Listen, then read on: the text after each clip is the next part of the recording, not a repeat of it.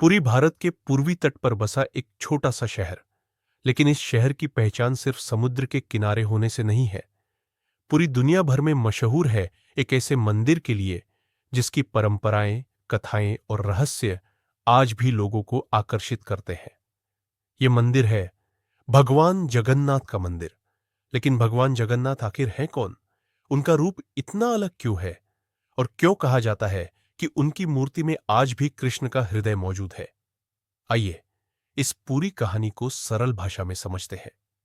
कहानी शुरू होती है बहुत पुराने समय में, जब ओडिशा के घने जंगलों में रहने वाले सबार नामक जनजाति के प्रमुख विश्ववसु प्रतिदिन एक दिव्य देवता की पूजा किया करते थे।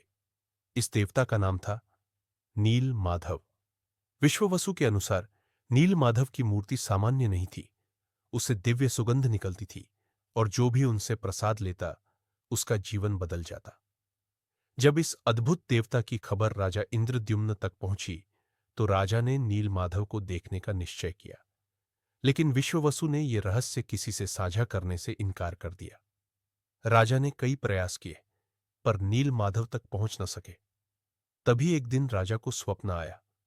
स्वप्न में एक दिव्य आवाज ने कहा कि भविष्य में भगवान लकड़ी के रूप में अवतरित होंगे और उनकी खोज समुद्र तट पर होगी। अगली सुबह राजा ने खोज अभियान शुरू करवाया। कई दिनों की तलाश के बाद एक विशेष पेड़ मिला जिसकी लकड़ी साधारण नहीं थी। इस लकड़ी को कहा गया दरु ब्रह्म, यानी वह काष्ठ जिसमें स्वयं भगवान का वास होगा। यही लकड़ी आगे चलकर जगन्नाथ, बलभद्र और सुभद्रा की मूर्तियों का आधार बनी। अब बारी थी मूर्तियों के निर्माण की। इस काम के लिए एक तपस्वी कारीगर आया जिसे कुछ लोग विश्वकर्मा मानते हैं। उसने राजा से एक शर्त रखी, जब तक मैं काम करूं कोई भी कमरे का दरवाजा नहीं खोलेगा। अगर दरवाजा खोला गया तो मूर्तियां अधूरी ही रह जाएंगी। राजा ने सहमति दी। कारीगर एक बंद कमरे में चला गया और मूर्ति निर्माण शुरू किया। कई दिनों तक अंदर से हथौड़ों की आवाजें आती रहीं, लेकिन एक दिन अचानक आवाजें बंद हो गईं। दिन बीतते गए लेकिन अब कोई ध्वनि नहीं आ रही थी। राजा चिंतित हो गया, कहीं कारीगर को कोई परेशानी तो नहीं हो गई। कई संदेहों के बीच राजा ने वचन तोड़ दिया और दरवाजा खोल दिया। जैसे ही उसने दरवाजा खोला वह स्तब्ध रह गया। कारीगर वहां मौजूद नहीं था। मूर्तियां अधूरी पड़ी थीं। हाथ आधे बने थे, पैर नहीं थे और आंखें गोल और बड़ी बड़ी थी। राजा बहुत दुखी हुआ। उसे लगा कि वह भगवान की इच्छा के विरुद्ध चला गया। इसी बीच एक दैवीय आवाज सुनाई दी, वचन तोड़ते ही मेरा काम अधूरा रह गया, लेकिन अब यही मेरा वास्तविक स्वरूप होगा। लोगों की भक्ति मेरी पूर्णता है, मेरे रूप की नहीं। यहीं से जगन्नाथ, बलभद्र और सुभद्रा का यह अनोखा रूप बना, जिसमें पारंपरिक मूर्तियों जैसा कोई आकार नहीं, लेकिन भावनाओं की गहराई है। पुरी मंदिर सिर्फ अपने देवता के रूप के कारण ही मशहूर नहीं है। इसकी सबसे बड़ी पहचान है यहाँ की विशाल रसोई। इसे दुनिया की सबसे बड़ी रसोई कहा जाता है। यहाँ रोजाना हजारों लोगों के लिए प्रसाद बनता है। खास बात यह है कि कितनी भी भीड़ आ जाए, खाना कभी कम नहीं होता। और अगर किसी दिन भीड़ कम हो तो भोजन कभी व्यर्थ नहीं जाता। मंदिर में 56 भोग की परंपरा है, जिसमें भगवान को दिन में 56 प्रकार के व्यंजन चढ़ाए जाते हैं। पुरी की रसोई में चूल्हे लकड़ी के साथ बड़े बड़े ओवन पर चलते हैं और इन पर एक के ऊपर एक 9 हांडियां रखी जाती है। लेकिन सबसे ऊपर की हांडी का भोजन पहले पक जाता है। यह आज तक एक रहस्य बना हुआ है। पुरी मंदिर की सबसे प्रसिद्ध परंपरा है रथ यात्रा। इस दिन भगवान जगन्नाथ, बलभद्र और सुभद्रा भव्य रथों पर सवार होकर यात्रा पर निकलते हैं।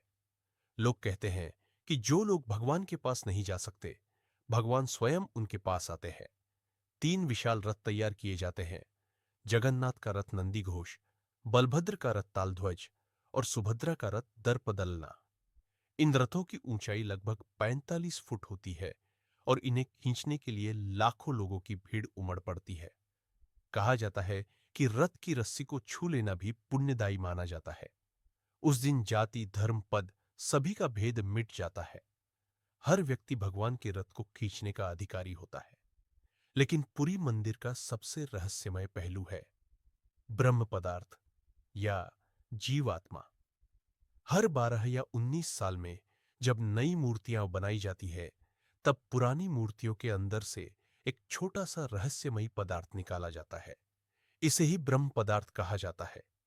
कहा जाता है कि जब कृष्ण का शरीर जला दिया गया था, तब उनका हृदय नहीं जला। वही हृदय आगे चलकर जगन्नाथ की मूर्ति में स्थापित किया गया। कुछ लोग इसे शालिग्राम जैसा पत्थर कहते हैं, कुछ इसे ऊर्जा का प्रतीक मानते हैं। यह प्रक्रिया पूरी तरह गुप्त होती है और इसे देखने की अनुमति सिर्फ कुछ विशेष पुजारियों को होती है। कहते हैं कि ब्रह्म पदार्थ को छूते ही पुजारियों का पूरा शरीर कांपने लगता है। जगन्नाथ की परंपरा की एक और खास बात है, यह कई संस्कृतियों का संगम है। वैष्णव परंपरा, शैव परंपरा, बौद्ध दर्शन और आदिवासी रीति, इन सभी तत्वों का मेल जगन्नाथ में देखा जा सकता है। उनका रूप वैष्णवों को कृष्ण की याद दिलाता है। उनकी पूजा पद्धति में आदिवासी रीति झलकती है। उनकी आंखें बौद्ध प्रतिमाओं जैसी दिखती है और उनका नाम भी शिव और विष्णु दोनों से जुड़ता है। इस तरह जगन्नाथ किसी एक धर्म या समुदाय के नहीं, बल्कि सभी के भगवान हैं। उनकी अधूरी मूर्ति का भी एक गहरा संदेश है। प्रेम ही पूर्णता है। रूप पूर्ण हो या अधूरा, भावना भगवान तक सीधे पहुंचती है। जगन्नाथ हमें यह समझाते हैं कि ईश्वर की शक्ति रूप, आकार या नियमों में नहीं, बल्कि आस्था में होती है। उनका अधूरा शरीर दुनिया को पूर्णता का अर्थ समझाता है।